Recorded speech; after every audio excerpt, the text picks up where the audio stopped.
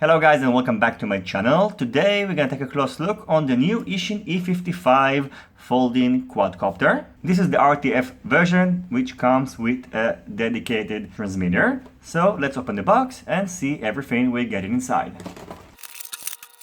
So this is everything we got inside. First of all, we got this small carrying pouch which you can use it to store the quadcopter. We got the instruction manual, we got two, one is in German and the other one is in English. This is the transmitter.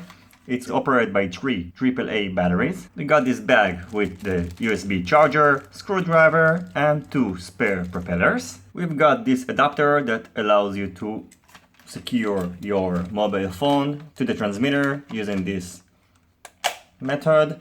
It can accommodate phones that has a maximum width of about 8 centimeters. And of course, the most important, we've got the quadcopter. And I must tell you, it's a very cute quadcopter, and I think its design is much better than his younger or maybe bigger brother, the Eachine E50 or the JRC Alfie, which are basically the same quadcopter. My experience, because I already tried this one, this is much better, so stay tuned to see all the features of this quadcopter. On the bottom of the quadcopter, we've got one battery, we've got one cell, 300 milliampere hour battery, and the other thing we have on the quadcopter is the power button, and in order to power it on, you have to long press it, and then you can see the LED indicator starts flashing. In order to turn it off, you will have to long press it again. The camera is located here in the front. The weight of the quadcopter, including the battery, is 46.3 grams, so it's about 30 grams lighter than the Eachine E50. So even though the battery of the JRC Alfie or the Eachine E50 is a bit bigger, this one should provide you a longer flight time. Let's quickly go through the functions of the remote controller. On the top right, we can find the roll button and the speed profile.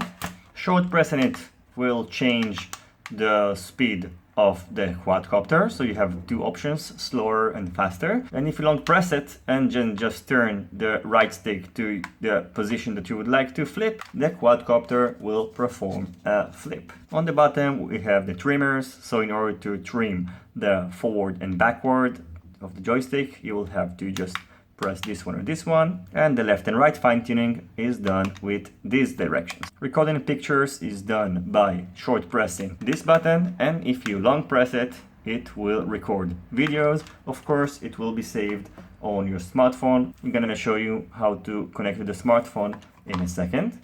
On the left side, we have here the takeoff and landing button. This is the B. The Y turns on the headless mode.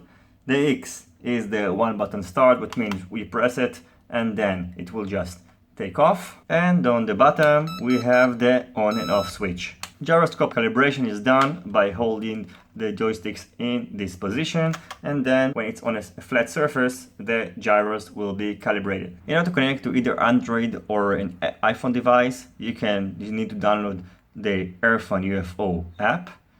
And before that, first you have to turn on the quadcopter.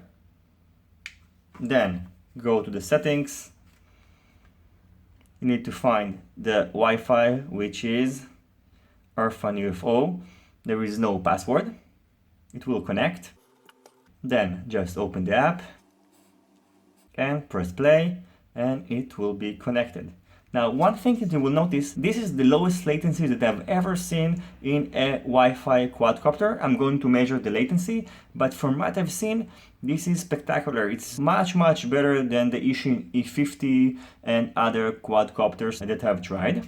Now, you can put your phone here inside this compartment. Now, you also have this option of hitting the 3D button, and then you can just use 3D goggles that are suitable for your phone and flight FPV. Binding the remote controller is done by, of course, turning it on, then turn the left stick all the way up and then down, and then you can see the LED indicator stop flashing and your quadcopter is ready to go. Now, before taking it for a test flight, I want to measure the latency because I think we're going to be surprised, and let's see how much it is. Okay, so let's start the stopwatch. The average latency is about 60 milliseconds, but we have to remember two things.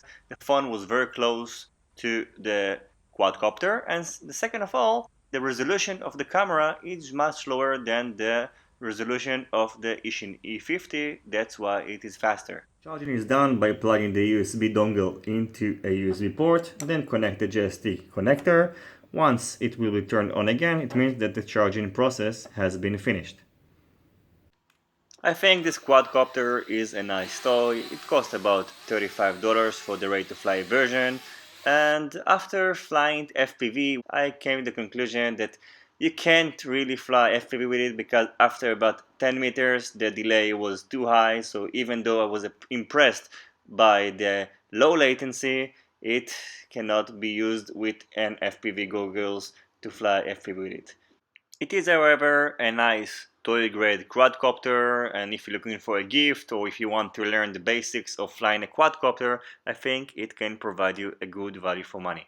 So thank you for watching this video. I hope you enjoyed it. If you have any question about it, you can feel free to ask it in the comment section below, and see you on my next videos. Goodbye.